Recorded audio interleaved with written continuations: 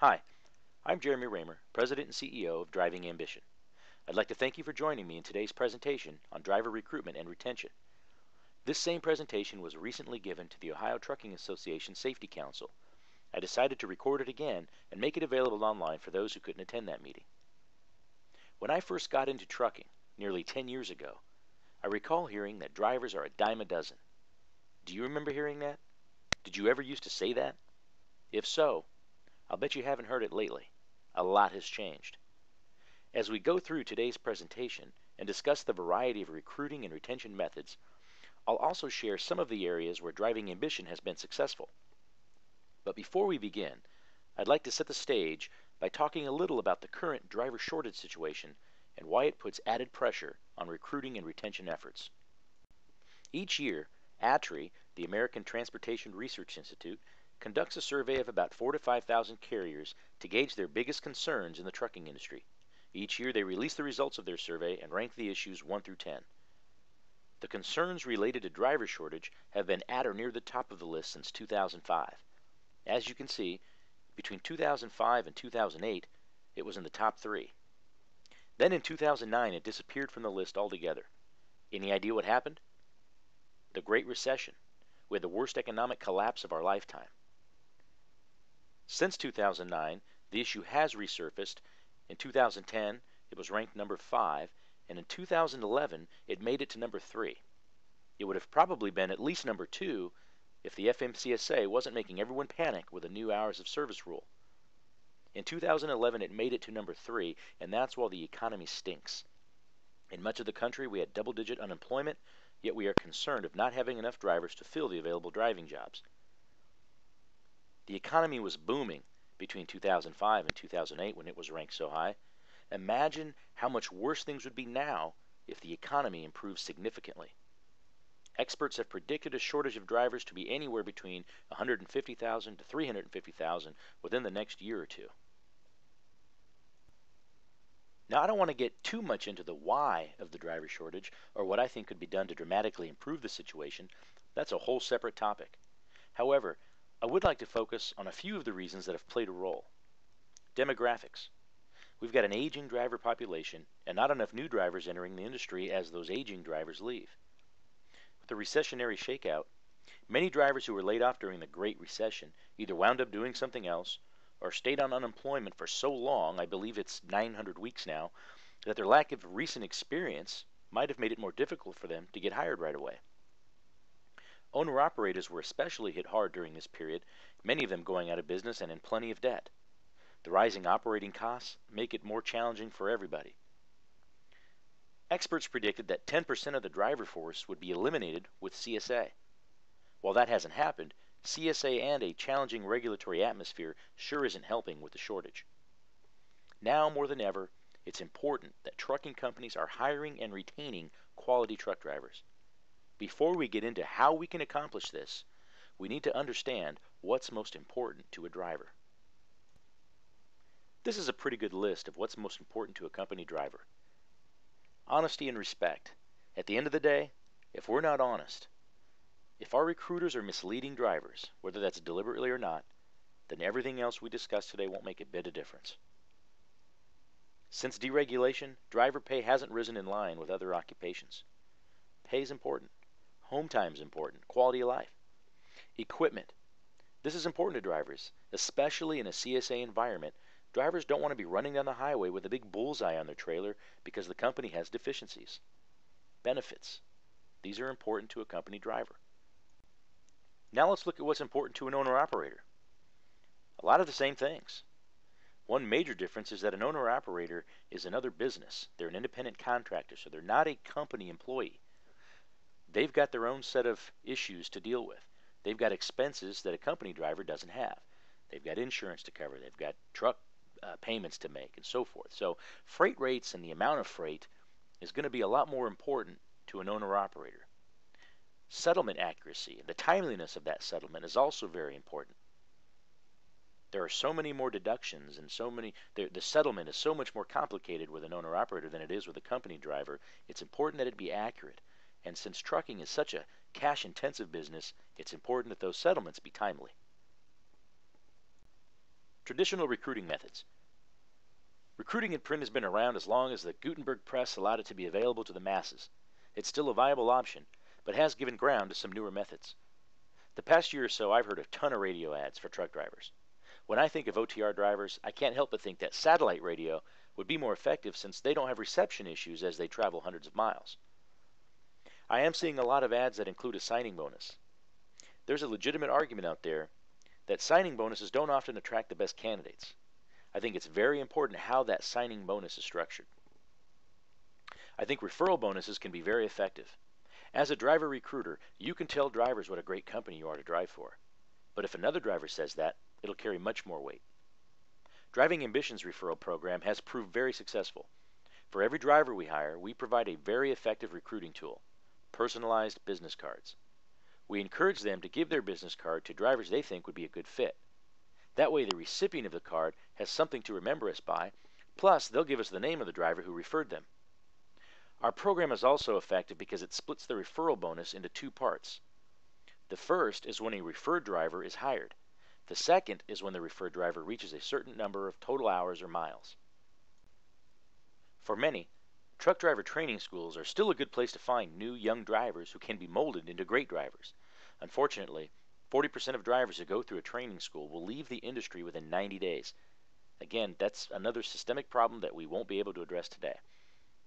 Many larger companies, both truckload and LTL, have opened up their own in-house training program, whether they pay for a driver to get their CDL, then train them internally, or take a CDL driver with limited experience and train them. Those who are able to implement this type of in-house program are finding that graduates are some of the most loyal workers and also tend to be the safest group of new drivers. Unfortunately, this isn't something that all companies can do, mainly since insurance requirements limit the years of experience the company can work with.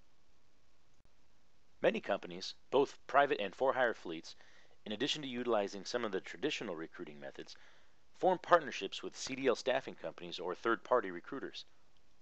Staffing companies offer temporary as well as temporary to permanent or temp to hire placement services. Although this is what I do for a living, I'm not here to plug Driving Ambition. The reality, though, is that this is a viable alternative or at least an option to complement your recruiting approach. If you do decide to go this route, I think it's very important to do your research and make sure the company you work with is familiar with DOT rules and regulations with the qualification of drivers.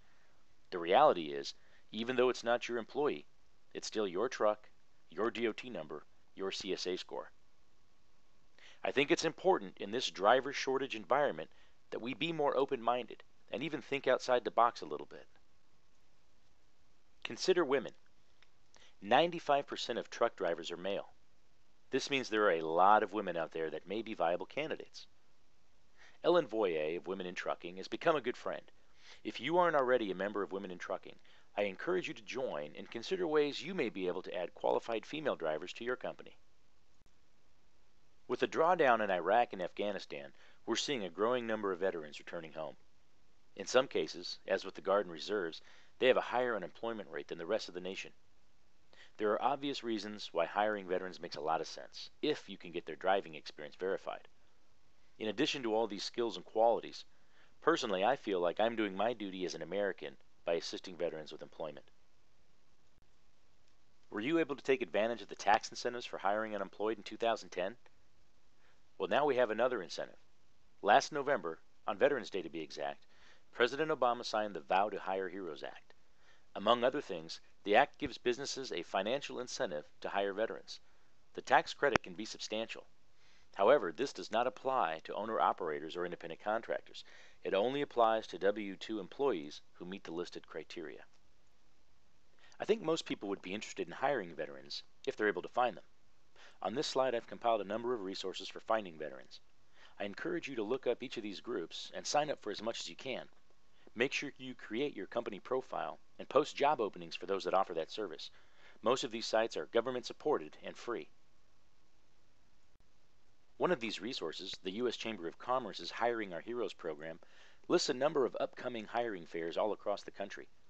Visit the link on this slide to find a veterans job fair in areas where you're looking to hire. We've looked at some of the more traditional methods. Now let's get into the more recent technological advances, at least when compared to the Gutenberg press. If you're not sure what Gutenberg is, Google it. That's an appropriate lead-in to the next few sections, which utilize more technology with the internet. Let's start with the fact that it's important to have a company website. Many people will look at your company website before they ever make contact with you. Make sure you're giving them a good first impression. It's important that the information or content on your website be fresh and current and needs to be optimized for search engines. The content on your website should be filled with keywords that your target audience is using when they are searching. Having a regularly updated blog on your website is a great way to add relevant content filled with important keywords for search.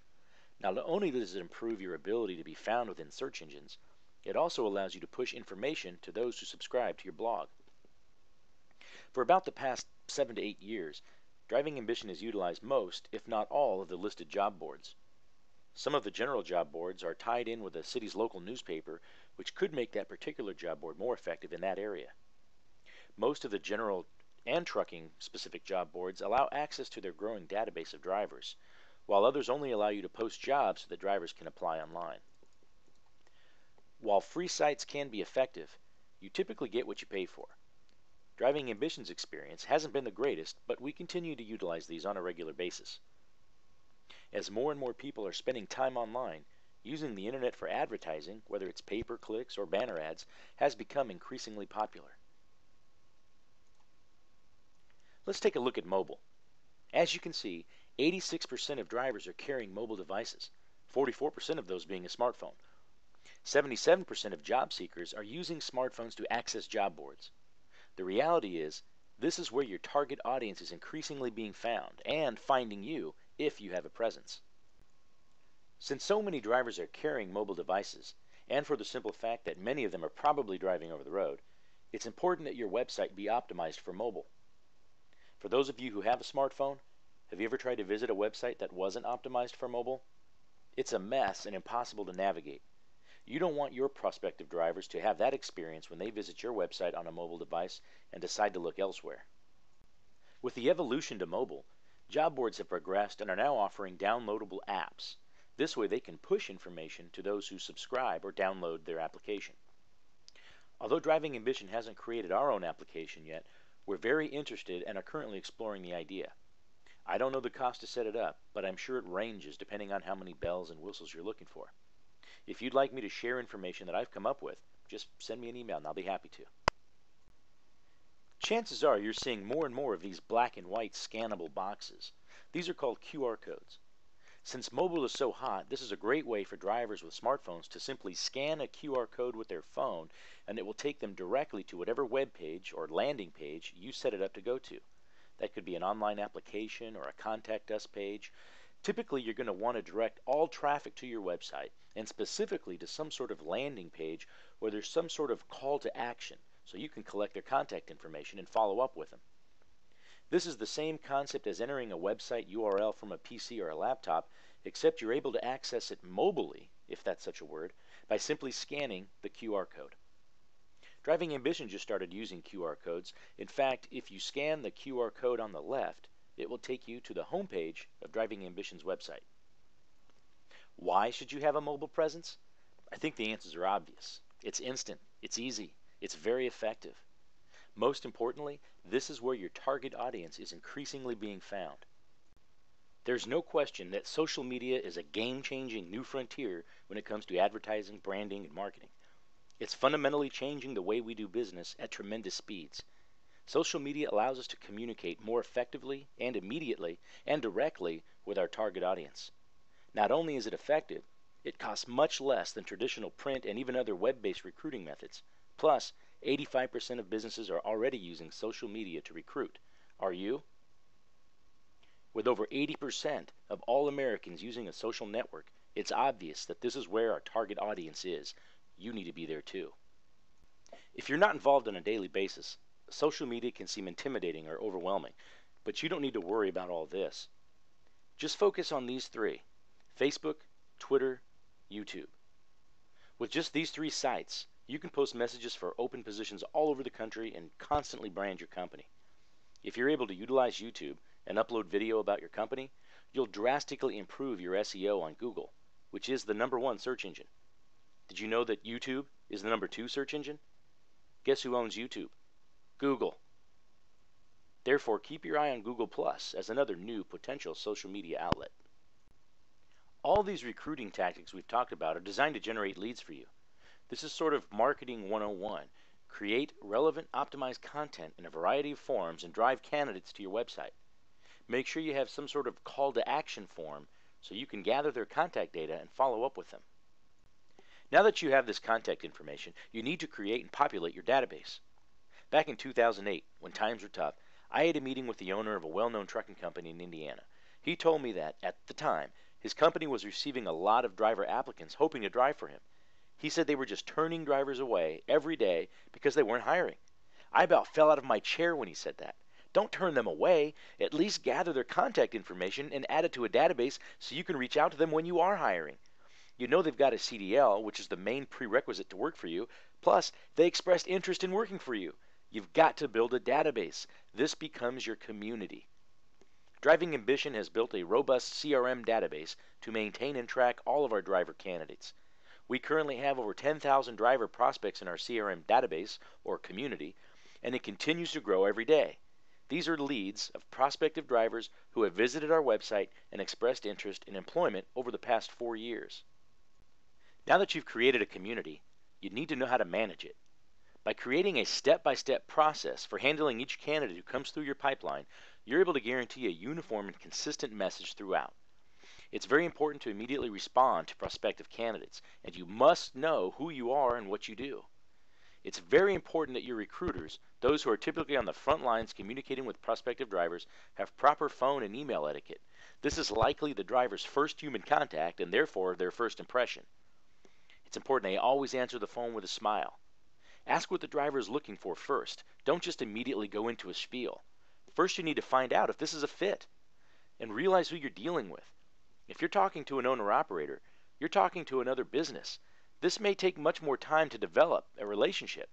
You can't just push this person through your system like you might get away with a company driver. And it's important that you listen. Back to Marketing 101. By regularly communicating with your community, whether that's through an e-newsletter, e-blasts, or social media, you're staying top of mind with these prospects, even if they're not necessarily ready or interested to come to work for you right away. Whatever you do should have some engagement value, and not just constantly telling them how great you are. Send them information that's useful to them. Driving Ambition sends a monthly newsletter to every company and driver we have in our database. The information varies slightly, but the purpose is to provide relevant content they can use. This helps constantly remind them of our brand, thus allowing us to stay top of mind. We've covered a wide variety of tactics to recruit drivers. Now we need to keep them. Driver retention. Earlier we discussed the driver shortage backdrop. Truckload turnover rates continue to increase and the cost to hire new drivers continue to rise. Unfortunately, this isn't going to get better anytime soon. As a result, it's critical that we figure out why drivers leave. Why do drivers leave? The bottom line is, they probably aren't getting those most important things we discussed earlier. At least that may be their perception, which is reality to them. The facts of the matter are that everyone plays a role. Obviously, recruiters need to be honest and so forth, but it doesn't end there. Everyone's involved in ensuring the atmosphere at your company is conducive to long-term employment. I'd say if there's one group that seems to play the biggest role, at least post-hire, it's the operations team. I can't tell you how many companies I know who have turnover issues that stem from one or two horrible dispatchers or driver managers. If possible, you may want to consider training for anyone who has regular direct contact with drivers. Let's talk about when drivers leave. Typically, if a driver lasts beyond the first 90 days, there's a decent chance they'll stick around much longer. Realizing that, it's important to create a series of strategic communications, or touch points, as they're referred to by our good friend Kelly Anderson of Impact Training Solutions. When you've created that step-by-step process that I mentioned earlier, it needs to include these types of strategic communications along the way. Drivers may be a little nervous or skeptical before they arrive. It can go a long way by just contacting them to introduce yourself before they arrive for orientation. I also think it's important that someone in upper management introduce themselves early on, whenever possible. At Driving Ambition, once we hire a driver and they begin working, the recruiter who worked with that driver contacts them to make sure everything's going well. They even email the driver a link to a feedback form so we can get their input. I also think it's very important to have someone from payroll contact the driver once they've received their first paycheck, especially with an owner-operator. It's far better to be proactive with these communications rather than reactive. It also helps build trust. At Driving Ambition, within a new driver's first month, I send a message to each driver thanking them for coming to work for us and reinforcing the importance of always maintaining open lines of communication. The idea of a return ticket is pretty neat. Some companies refuse to consider a rehire candidate if they leave for another job. I just don't see the logic in that philosophy. Let's look at a variety of tips and tools for driver retention. Competitive employment package. Obviously, to compete in this market, you've got to offer a competitive compensation package. If you're paying drivers by the mile, and they're as the crow flies or short miles, that may be a problem area to address. As we discussed earlier, accurate and on-time payment and settlement is also extremely important. Nothing will push a good driver away faster than if they feel like you're cheating them out of their money. An owner-operator may be a great truck driver, but that doesn't necessarily ensure they have great business acumen. One way to help retain them is to ensure they're successful. Several years ago, I owned a small truckload carrier. At our peak, we had about 22 trucks with about 8 owner-operators. I set them up on a program with an accounting company that helped them establish a budget and forecast. The cost was very small, and it helped ensure their success. If you have owner-operators and would like to know more about this program, I'd be happy to share. He's a very good friend of mine and provides this program for hundreds, maybe thousands of owner-operators. Don't hesitate to shoot me an email, and I'll give you his contact information. Drivers need to be recognized when they're doing a great job for you. As we mentioned earlier, referral bonuses can be very effective. A lot of companies are offering safety-related bonuses, including a bonus when a driver receives a clean inspection. I think tying bonuses to safety is a great idea, especially in a CSA environment. Driving Ambition honors a Driver of the Month and Driver of the Year for each of our 5 branch offices. We make this very special. Each recipient receives a certificate, a plaque, as well as a gift card. Their name is placed on the wall plaque in their respective branch office. Drivers need to feel like they're appreciated. Nearly every driver has a hot button, something that's very important to them. It's important that we do the best we can to be sensitive to it and accommodate as much as possible. With so many drivers away from home, providing them with an in-cab Wi-Fi network can go a very long way. Some companies have a buddy program that teams a new driver with a veteran driver. In the right environment, with the right culture, that can be very effective. A lot of times it's just remembering the little things, sending a birthday card or an anniversary card. Sometimes we just need to listen. Drivers will feel appreciated when they know they're at least being heard. And at the very least, make National Truck Driver Appreciation Week special. Let's talk about safety. I think it goes without saying that before long, drivers will be the ones looking at your CSA scores rather than you looking up their PSP. It's important to have a culture that breeds safety awareness. Drivers don't want to drive or they'll have a bullseye everywhere they go. I also think it's critical to invest in your drivers with ongoing safety training. Going on 3 years now, Driving Ambition has used Vertical Alliance's web-based platform for mandatory safety training. What we liked most about their product was that we could upload our own specialized content to their platform in addition to the 200 plus modules they already have. If you're not investing in your drivers with ongoing safety training and would like to learn more about the Vertical Alliance program we're using, I'd be happy to share it with you. Just send me an email. At the end of the day, it still boils down to honesty, respect, and open lines of communication. Fostering an environment where feedback is not only welcome, but it's sought out is very healthy. It's important to create an atmosphere where drivers feel like they're a part of a team. Getting them involved in an advisory board capacity can help. I hope I haven't disappointed you by not providing you with a new hidden secret to driver retention. There's no silver bullet, there's no holy grail, but there are a lot of best practices that are very simple and make a lot of sense, and they'll make a big difference if you implement them. Sometimes we just need to be reminded of what's important, not just to the driver, but to the company overall as well. Make sure you have the right attitude. Drivers are our greatest assets. That's a far cry from the days of drivers are a dime a dozen. Make sure you're utilizing all the tools at your disposal. And make sure you have the right approach by focusing on providing what's most important to a driver and realizing that everyone plays a role. Otherwise, you may just be throwing your money away. Thank you for joining me. I hope you find some of the information useful to your driver recruitment and retention programs. If you have any questions that you'd like to ask me, please don't hesitate to send me an email and I'll be happy to help in any way I can. Thanks again.